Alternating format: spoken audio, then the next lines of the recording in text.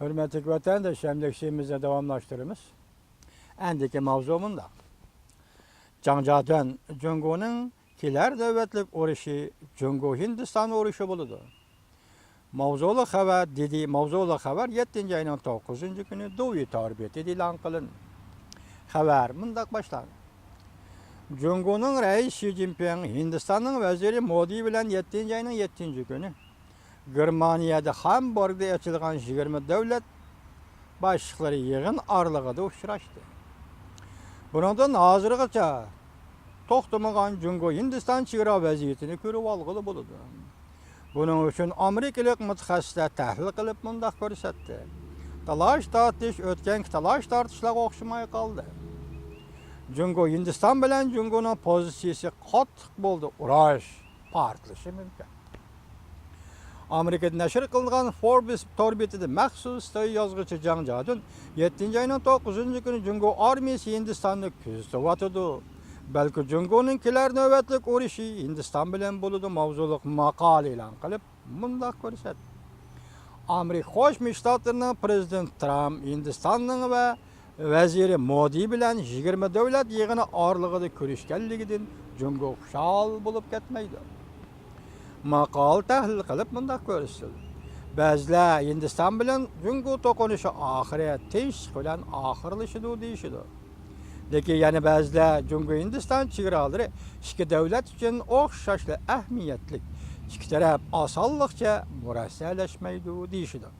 Amerika Washington pochtasi gazeti Jungoning ig'vogarchilik sabablarini tahlil qilib mundaq ko'rsatdi. Jungoning ig'vogarchilik qilish sabablarini ko'rsatib mundaq ko'rsatdi. 6. ayning 26. kuni Hindistonning vaziri Modi Amerikani ziyorat qilgandan keyin Jungo to'qinish paydo qilish orqali Amerika Hindiston do'stligidan norozi bo'lganligini bildirdi. Shangang Janub shahri gazeti Singapur tadqiqotchisi Ranjanning so'zlaridan naql keltirib, harbiy amaldorlar maqsadli operatsiyalarni qilib, maxfiy diplomatiya orqali Hindiston Jungo chegarasi to'qinishiga aralashdi. Jang Jadun Ranjanning yuqori darajalik maxfiy diplomatiya degan so'zlari qo'shildi. Jang Jadun Hindiston va Jungo amaldorlarini Jungo chegaraga tajovuz qilib kirgandan keyin boshlab izchil suhbatlashib keldi. Jungo tarafdan aytgani Kanadi tadqiqot o'rnidan oshli mundaq hisobladi. To'qinishning piltisi Jungo bizga fursat yetib keldi deb his qilganlik bo'lib, Hindistonning manfaatini o'ylanishning zaruriyati yo'q. Chunki Hindiston bilan Jungoning manfaati o'xshash emas. Jang Jadun obzor qilib mundaq ko'rsatdi. Bu qatamqi Jungo Hindiston to'qinishi bilan o'xshamaydi. Kishini andishiga soladigan alomatlar ko'rilyapti. Chunki rais Xi Jinping Jungoning doirasini kengaytirmoqchi bo'lyapti. Jungoning to'rt atrofini bo'ylab nurg'un tajovuzchilik harakatlarini qilmoqchi bo'lyapti. Jang Jadun mundaq dedi. Jungo Hindistonning territoriyasini tizginlamoqchi bo'lyapti. Shunga bir qancha qatam Hindistonga tajovuz qilib, bu yerlar egilik huquqimiz doirasidagi yer dedi. Ko'rdingizmi?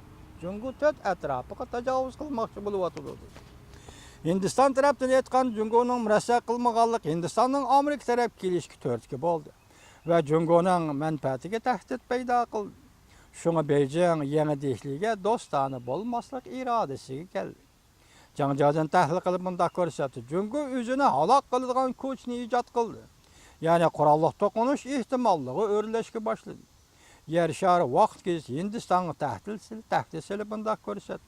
Hindiston armiyasi inovat bilan o'zining davlatiga qaytish yo'lini tanlab olish kerak. Bo'lmaganda Jungo armiyasi ko'taga tepib chiqarib yetadi. Bu to'g'rida Jang Jadun mundaq dedi. 19-qurultay qistab kelyapti. Rais Xi Jinping Donglang rayonini Hindistonga berib etmaydi. Jungoning siyosatchilari ko'zga ilmaydigan bu davlatga berib etmaydi.